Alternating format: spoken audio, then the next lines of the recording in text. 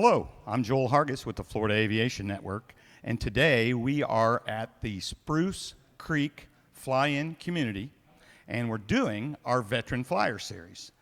I've got a special guest today. He happens to be the manager here at the Spruce Creek Flying Community, which I'm sure that keeps you busy. Absolutely. Among other things. I'm here with Jim Stone.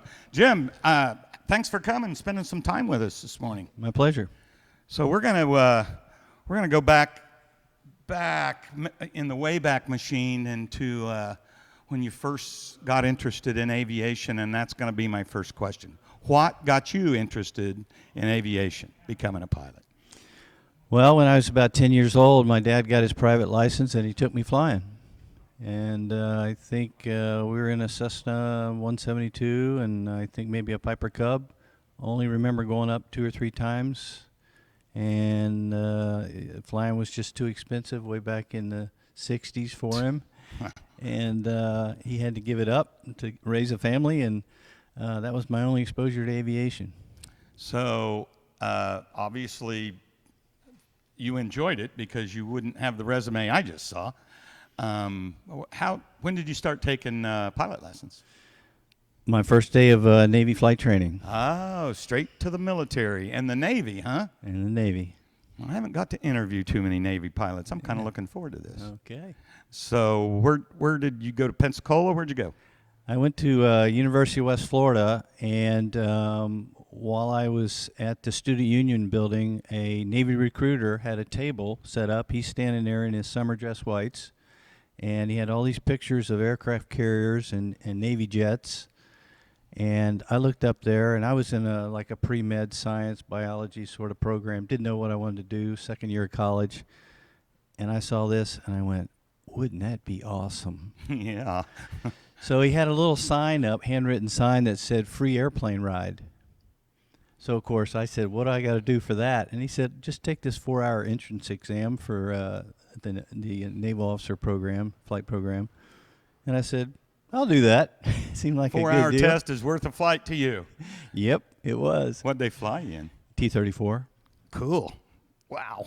So I went flying with straight him. up in a jet. Bam. No, T-34. It's it was the primary trainer at the time. Oh. So similar to a T-6. It's a Beechcraft. Oh, okay. T-34. Okay. Yeah. So it was the Bravo model, and they give you a flight suit, and you have to do a bailout. Training. Oh, yeah, training. So your sure. helmet, and I still remember him going through the checklist, and just the whole formality of it and the structure of it and the feel of it was just awesome, and the hook was there. He had set the hook for me, and that was the whole idea of that program. Oh, of course it was. Is to give the guys the experience of flight. And what year was this? This was 1973, probably. Cool. Yeah. Cool. So you went into the Naval Aviation Cadet program. Yeah. So basically, I did nothing during college for the Navy except maintain my grades, send in my transcripts, and then I was in the Aviation Reserve Officer program, which means after your junior year, you go to Pensacola for half of AOCS, and after you graduate, you come back for the other 8 weeks of AOCS and get your commission. Right. Ensign, I guess. You get your commission ensign right there in Pensacola, main side. And then you go over to, you used to go to Softly Field, now you go to Whiting Field, which is in Milton, Florida. Okay. Just to the east. And you start training. Yeah. Yeah. And when you started actual naval flight training, what aircraft was that in? That was in the T-28. All right. So the first airplane I ever flew was the T-28. Cool. And is that what you soloed in? I soloed in the T-28 after, 17, 18 hours, 20 hours, something like that. Yep.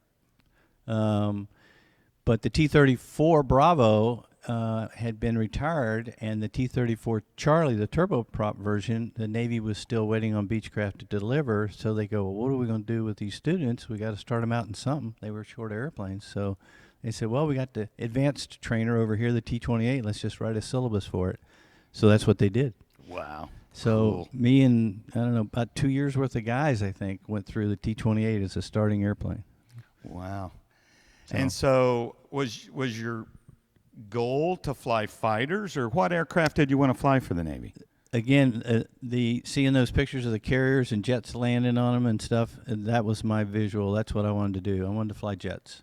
So, And how hard was that at that time? I mean, you have to be right at the top of your class, or as I recall, my flight instructor was a P3 guy, and he kept telling me, you don't want to fly jets. There's no seats. You'll be flying a desk if you go jets. So you had to pick jets, helicopters, or props, what we call them props, which is P3 mostly. cargo? Yeah. Yeah. So the other two didn't do anything for me. If I had to make a second choice, it'd be helicopters, but I didn't want to do anything with the multi-engine turboprop or P3s. I just couldn't see myself doing that. I wanted to land on the carrier, so I could still land on the carrier if I was in a helicopter.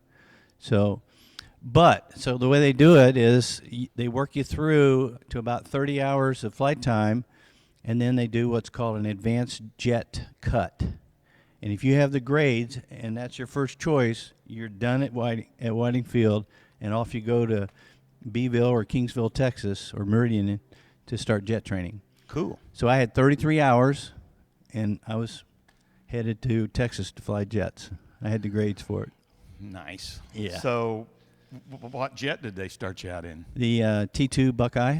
T2 Buckeye. I'm not familiar with that. The Navy used it for a long time. It's a little tandem two-seater with tip tanks and two-engine, great little airplane. Okay, I think I know the Air Force version of that. But anyway. Yeah. So that was actually, if it's the airplane I'm thinking of, that was pretty easy to fly, wasn't it? Yeah, it's easy. It's kind of like the Tweet. It's a little bigger version than the Tweet, but yeah, it's the T2 Buckeye, and then you actually get about 100 hours in that, and you go to the carrier for the first time. Really? You get 2 touch and goes and 4 traps, and then you're a qual, and you move on to advanced training. So I had maybe 140, 150 hours, and I had my first carrier landing. So, folks, if you're a pilot at 150 hours, I can tell you at 150 hours, you know nothing. Right. You really don't. And I probably didn't. I mean, you just don't know anything at 150 That's hours. right. That's right. You know, you don't. It's like 500 hours when you finally figure out, oh my God, I can't believe that I got to 500 hours. I mean, Yep. So at 150 and trapping on a carrier, how nerve-wracking was that? Well, it was one of those things all along the training process. You know, I relied on my instructors to tell me if I was ready, because you don't feel ready. Yeah, I wouldn't think so. You know, you go up for a solo check, and they say, "Yep, you're safe for solo. Your next flight's a solo." And I go, "What?" I used to, towards the end of my dual time in the T-28, I asked my instructor how much he helped me with the landings, Right. Because I could feel him on the controls. He goes, "I never touched the stick." I go, "What?" That was a realization that I'll never forget. You know? Yeah, guys. Because I'm early doing this. on, I could feel him on the controls, but then I thought he was just with me most of the time. But And he just at sitting some point, he was just sitting back there. Yeah. So I had to rely on their experience and expertise to tell me I'm good enough to go to the next phase. And so those first traps was still in a T2. T2. Okay. And if you have to go through several checks at the field. Oh, I'm sure they trap you on the before field. they'll take you out. No, they don't trap you at the field. It's just touch and goes at the field. But they got the LSOs out at the end of the runway. But you're still flying to a wire. You're flying into a simulated carrier box. Right. Painted on the runway. Right. With the same lens set up, the same scans. So it's really good training. And you have an LSO grade in every pass as you do your touch and goes. And if you pass the field test, then you get to go to the ship. Which ship did you land on first? Lexington. The Lexington. Yep. I think this is so cool. I mean, golly, I've actually never got to interview a carrier pilot before, fighter pilot. So, all right, so you pass. I passed. What was your first real non-trainer aircraft you got to fly? Non-trainer. So after A4, the Skyhawk, I got my wings, and then I got orders to Oceana to fly F4s. Okay. F4 Phantom. Oh yeah, very familiar. And of course that was a Navy aircraft. And Yep. did you get assigned to a deployed to a ship at that point? After training, you get assigned to a squadron, and the squadron's assigned to an air wing, which is assigned to a ship. So I went to VF-31. That was my first squadron, and we deployed in about the next, I think it was 2 or 3 months later, we actually deployed aboard a Saratoga. The USS Saratoga, flying F-4s. How was that thing to land? I mean, they're big, fast, powerful, Yep. big old planes. Yeah, so they could be a challenge for a lot of people, not so much for the pilot. The airplane, you could trim it up, and it flew really well. And you fly at a certain angle of attack where all you're doing really is moving the power to control your glide slope. You don't move the nose around on the Phantom. And the Phantom, we landed them on oil burner carriers, not nuke carriers. So it was a challenge to get those old oil burners up to speed to where you had enough, you could reduce the ground speed by the carrier And moving have through the enough water. airspeed. So you don't break the airplane upon landing, because the higher the ground speed, the harder you're coming down, faster you're coming down, harder you're going to hit, and more tear up the airplane.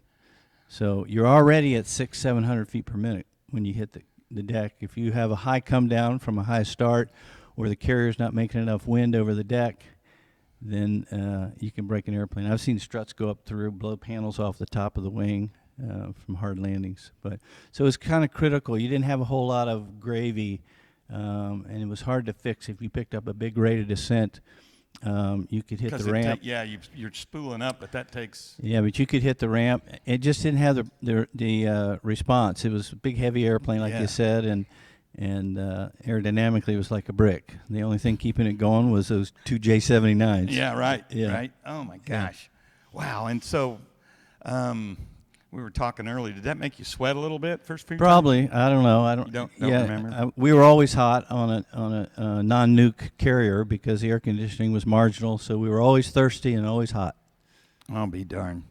So you flew the F-4 for a few years? Yeah, about total probably 2 or 3 years. But I was really lucky because my squadron was chosen to be one of the early Tomcat squadrons. So we transitioned to the Tomcat F-14 as a squadron. Tomcat. Yep.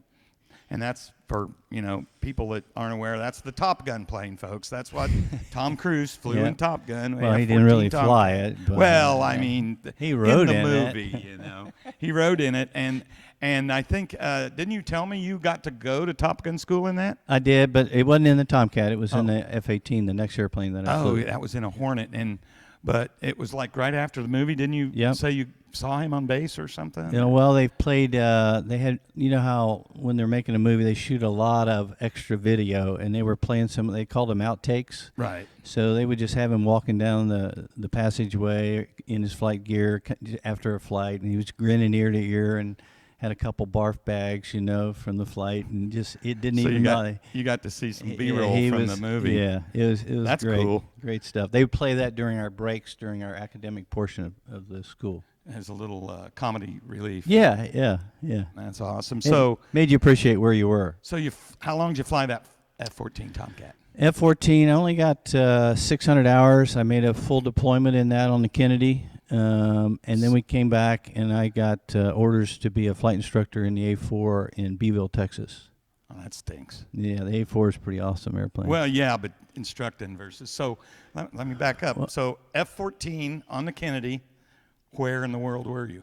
Well, we went to the Indian Ocean. We went through the Mediterranean, did a few port stops, then went through the canal down to the Indian Ocean, and we were in the Persian Gulf for quite a while. Did you ever get any engagements? Close, a lot of times. I was in a lot of theaters where we were ready every day to go. Had to go fly to the perimeter of the carrier and make sure the bad guys didn't get any closer. That's right. Like, remember Gaddafi, the whole Gaddafi thing? Sure. Yeah, we were down there on Cap Station inside the line of death that he showed. He said, "You cross this line, you die." Right. We Not so cross that much. line every day. Yeah. That's awesome.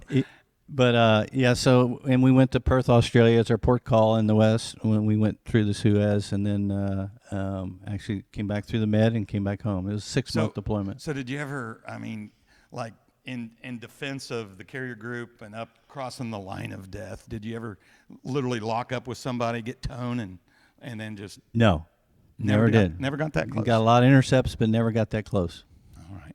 That's interesting. Yeah. Nobody ever tried to get on your 6 o'clock, or Never. you just wouldn't let them get there, would you? That's right. Not that I recall. Not unfriendlies, maybe friendlies from time to time. Oh, yeah, playing, right? Right. And so then you transitioned to the 18, Yep. the F-18, went to Top Gun school. Yep. And was that, by that time, was that mostly air-to-air, or did they teach a lot of air-to-ground? What all did they teach you in Top Gun It school? was all air to air. All air-to-air, just like the movie kind of Yep. thing. Yep. Just like the movie. And you learn a lot there? Yeah, I learned a lot.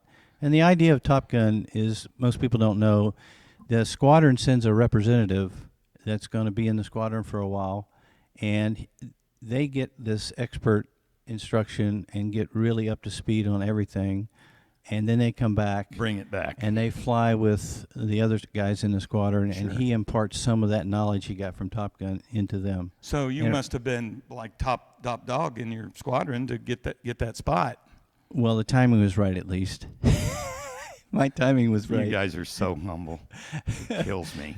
But yeah, I was really happy to get to go. Oh man, that's out. Is that at Edwards? Where's that at? That's it was in Miramar when I went through. It was Miramar. Yeah, that's where but the now movie it's actually was. in Fallon, Okay. Nevada. So you're in a F-18. What model was that at that point? A's and B's. A's and B's. So the A is the Beginning. single seat and the B is the two-seater. Okay. Yeah. And that was the beginning of the That was the F-18. beginning of the F-18. Yep. And redeployed. Yeah, deployed on the Theodore Roosevelt. That was the first cruise for her. That was way That's back. a nuke. Yeah, that's my first nuke. Yeah. So I found out there is such thing as fresh water and air conditioning when I got on the nuke. That's so funny. And you know, it's funny. I mentor a lot of young folks, and we have one in common, Austin, who's now flying for the Air Force. I have another young man, and he was bound, determined to fly for the Navy. And I'm like, why? That's going to be much tougher duty. I mean, It's you know, tougher duty. because you deploy. You know, Yep. it's just tougher duty. Yeah.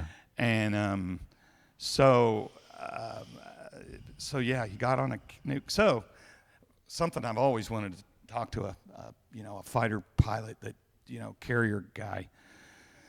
So and I've watched so many videos because it was kind of a dream of mine. But how hard is it? Let's start with daytime. How hard is it to land an F-18 on a pitching carrier in the daytime?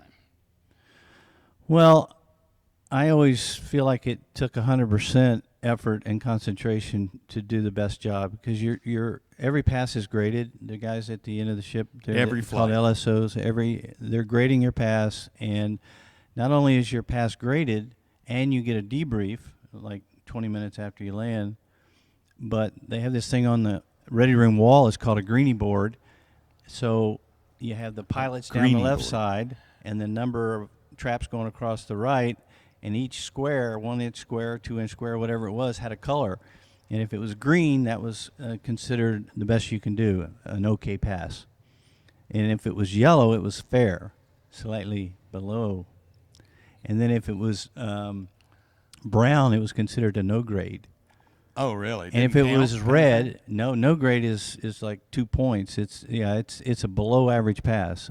Fair is an average pass. Some deviations, small deviations, but a green is near perfect.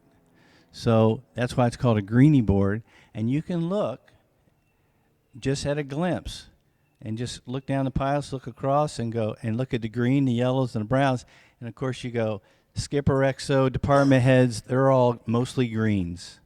But as you get down to the more junior guys, it's a lot of color. Green, yellow, brown, and a red one is called a cut pass. That's an unsafe pass that the guy survived. You also get a Wow. cut pass if you hit the ramp, if your tail hook hits the ramp. So that's how bad a cut pass is. So that's called a greenie board. Did you ever get a red? No. Good for you. So, all right. So that sounds intense. Like I say, to me, it's like the ultimate in flying. Right. And then so now talk about night traps on a carrier. Is that as hard as I would imagine it is? Well, daytime becomes fairly routine and almost like landing at the field. Okay. Really? You have to Okay. be careful because pattern altitude's 600 feet and you're over water, and visibility can be low and stuff, but it becomes fun. Oh, okay. So before you can go out at night, you have to be day current. Sure. So if you're coming out of port, you can't fly that first night unless you had a day flight that day. Because you have to fly at night. I think you had a day flight within 6 days. Okay. So the nighttime is much tougher. You're flying an ILS essentially. It's called an ACLS. You're flying And needles. do you have a HUD for that? Heads-up display? The Tomcat we do, and the F-18, but the F-4 we did not. Yeah. Okay. I would. Yeah. Okay. The F-4 was just iron sight and just like an A-4, the old style. Right. Right. So it's essentially meatball lineup angle of attack. It was our scan. Meatball's the glide slope there on the Fresnel lens. Call the ball thing. Yeah. Line up is your center line, and angle of attack is an instrument in your cockpit, so you maintain constant angle of attack. And you just fly that meatball lineup angle of attack, and that's all you did in the Phantom. But in the F-18, you could actually put the ACLS needles on the flight deck, and we actually had a velocity vector you can move over and put in the crotch of the ship, and because it's telling you where you're going to land, and if you aim at the crotch of the ship, if you know what I'm talking about, at the end of the runway there, then that's where the airplane's going, and that's where you want to be when it hits the ground. So you had a little extra. It's a little like a video game almost. You could play. You had extra help.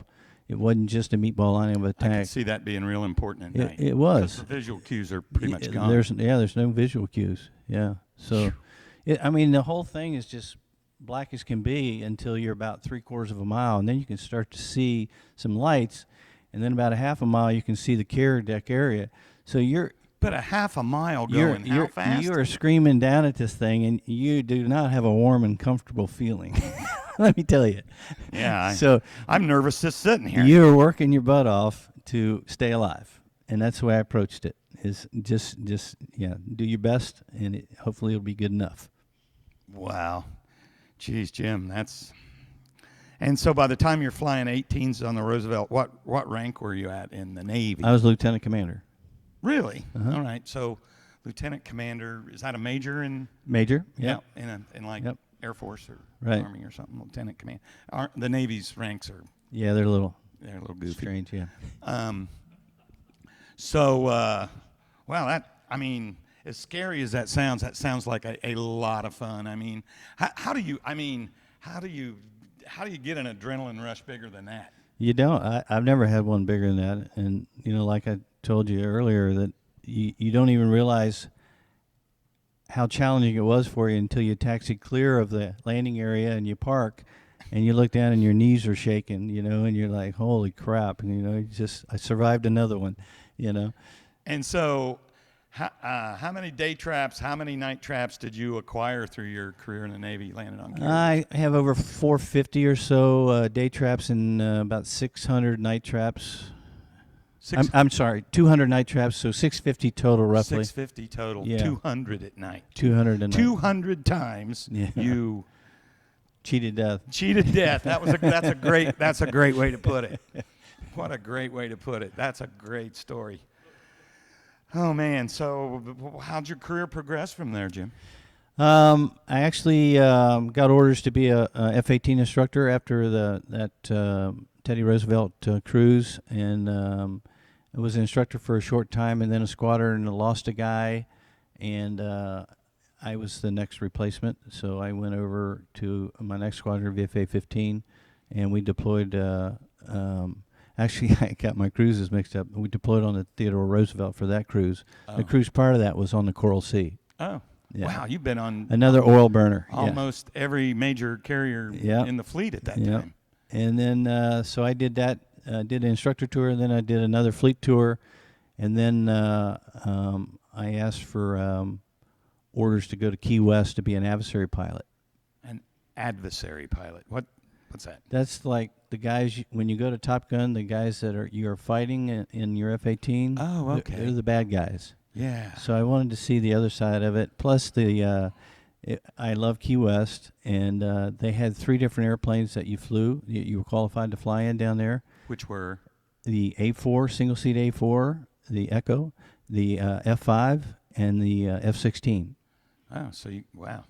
So as an adversary pilot, what was your favorite one of those to go up and chase, F-14s or whatever, your Hornets or whatever you're chasing around with? Well, the most current airplane was the F-16. It was awesome. We flew them clean, and I mean, that's the airplane I flew my fastest in, which was 850 knots indicated.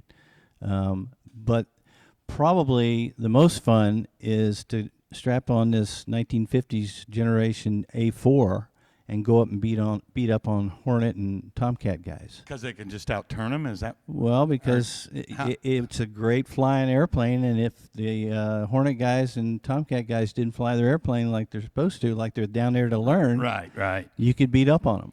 Right. So that's cool. what we did. We actually went 1v1 to teach them 1v1 tactics, and then worked them up to 2v1 and then 2v2s, and then they got better and better and better. But by the end, they could beat up on you because they had better performance. Because they had a better airplane. Yeah, they had a better airplane. But that just goes to show you it's not necessarily the airplane in the fight, Absolutely. but the pilot in the It's the pilot in the fight. Yeah, Yep. that's awesome. And so you never got in any dogfights with bad guys, huh? Nope, never did. Gosh, that's too bad. Been on some intercepts, but never. They always called them off, or the bandits turned and ran. Yeah, turned and ran. Yeah, they were smart. Yeah, they were smart. So you did that till the end of your career in the Navy? I was my last job was leaving Key West. I went to the America and was the weapons officer. And that's a carrier. That's a carrier. And I was America. a department head. I made 05 commander, and I was a weapons officer. I had about 250 people working for me. I had the elevators, all the weapon systems, the magazines, and I was good friends with the captain and the XO. And on a daily basis, I would go up to the bridge and talk to them both, and we'd go on Liberty together. So, it was like a senior squadron. And what I mean by that is a normal squadron, you have two commanders, 4 lieutenant commanders, and the rest are lieutenants. Well, on a carrier, you got 2 captains, and all your department heads are commanders now instead of lieutenants. So it's like a squadron, only everybody's 15 years older. And more experienced. And we were all naval aviators. Oh, everybody. Except the chief engineer and the supply officer. All the captains were aviators? Yeah, the captain of the ship has to be a naval aviator. Oh, I did not know that. Yes, all Wow. captains of carriers. And the XOs are too. They're either NFOs, backseaters, or naval aviators. No kidding. Yep. I did not know that. Which carrier was your favorite? Well, I think the Roosevelt. I knew that's what you were going to say. It was comfortable. Yeah, you had fresh water and you had air conditioning. Those are 2 of my favorite things.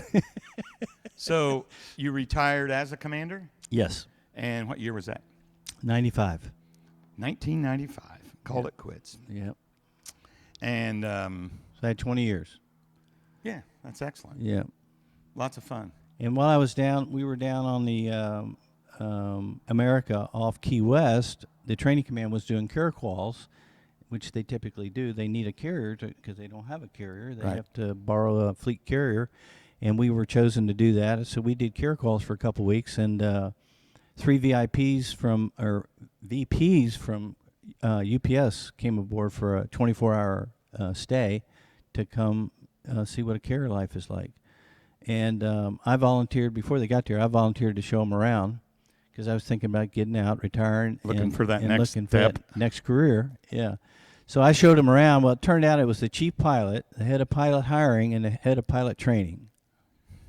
So needless to say, 6 months later, I put in my retirement papers and headed to UPS. And started making real money. And started making some real money. Well, that's great. So how many years you fly for UPS? 24.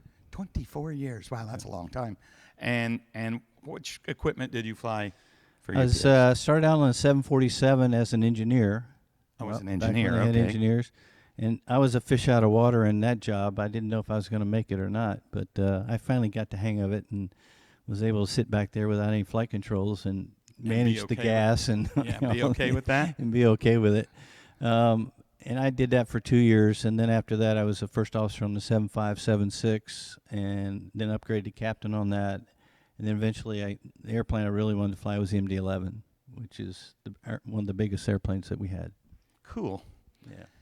And You did global routes in those? Yeah, I would think around the in those world, big Hong airplanes. Kong and Yeah, China, and yeah, well, I really enjoyed it. it's nice. There's no screaming passengers in the back. Yeah, it's really quiet. I've never had a complaint from the back. That little phone never rings. Right. Could you turn the heat Yeah, up? Could you bing, turn yeah, it down? yeah. Tell them to sit down and shut up, man. Right. That's yeah, I know a couple of UPS and FedEx pilots, and they love it because you don't time out as early. You don't. I mean, mandatory retirement now, commercially 65. Yeah, it's the same. Is it? Yeah, it's Oh, Part 121 rules, so it's the Oh, same, okay. exactly the same as the regular I airline. thought. Well, maybe it's the level under that they can fly. a Yeah, little the longer. corporate guys can keep going, Yeah. net jets and stuff like that. Yeah. Yeah. And so why Spruce Creek? Good question. I think I was always looking for the right air park and the right part of the country, and the right people. If you've been to many air parks, most of them are kind of dead. They're runways with hangars, and you don't see the people very much, and it's kind of private, and there's just not much activity.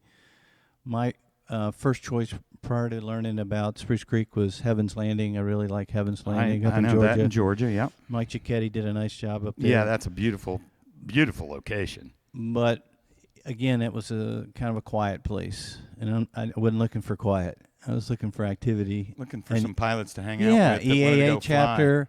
Well, as it turns out, my uncle had a condo over on the beach, and I came to visit one of the times, and I heard about Spruce Creek, so I jumped on my brother's Harley and drove it out here with his wife, and we had a look at Spruce Creek, and I had called Keith Phillips, because he was president of the EAA at the time, and Gotcha. asked him about it. And of course, he was super encouraging to come take a look. It's Yeah, a he's great that way, place. isn't he? Yeah, he's kind of encouraging. Yeah. So I came and met him, and then I went, say no more. This place is awesome.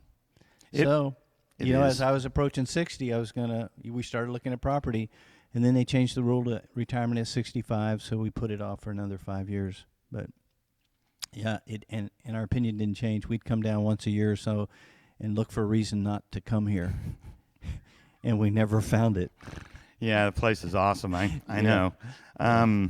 So I know you're still flying. I know you got at least one air. How many aircraft do you own? I just own one. Just one, and it is. It's a Harmon rocket, which I built. And so tell us about a Harmon rocket. What kind of horsepower are we talking? I mean, it's basically an aerobatic airplane, isn't it? Yeah, it starts out as a Vans RV4, which was a great little airplane in its own right.